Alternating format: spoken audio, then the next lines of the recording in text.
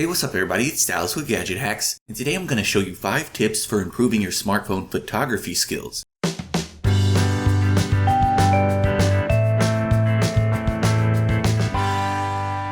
Now my first tip is to never use digital zoom. Smartphones don't generally have optical zoom, so any zooming you do is of the digital variety. Digital zoom basically only crops your photo before you take it, so if you need to zoom in, do your best to bring your phone closer to the subject of your photo. Otherwise, if that's not possible, just take the photo as is, then crop it after the fact for more control. The second tip I have for you is to avoid using the LED flash at all costs. Sure, if you need to capture the moment and there isn't enough light to do it, using the flash is a necessity, but it'll overexpose the foreground, underexpose the background, and make the lighting and coloring terrible, so only use the flash when you absolutely have to.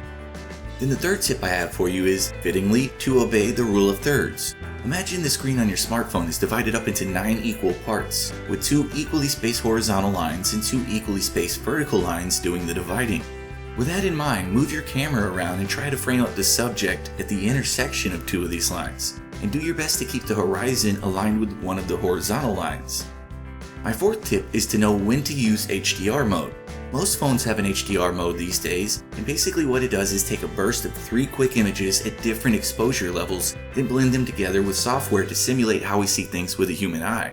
That may sound like it's something you should leave on at all times, but the fact that it's taking 3 images means that if your subject is moving, you might wind up with a lot of blur. So use HDR mode when there are parts of your photos that are light and other parts that are dark, but turn it off when the subject is moving or if you're having trouble keeping the camera steady. Then finally, my last tip is more like a cheat. You don't have to worry about wasting film with a smartphone, so just take as many pictures as you can, then save the best one and delete the rest. Try changing angles a little bit, maybe getting down on one knee, and switching HDR mode on and off.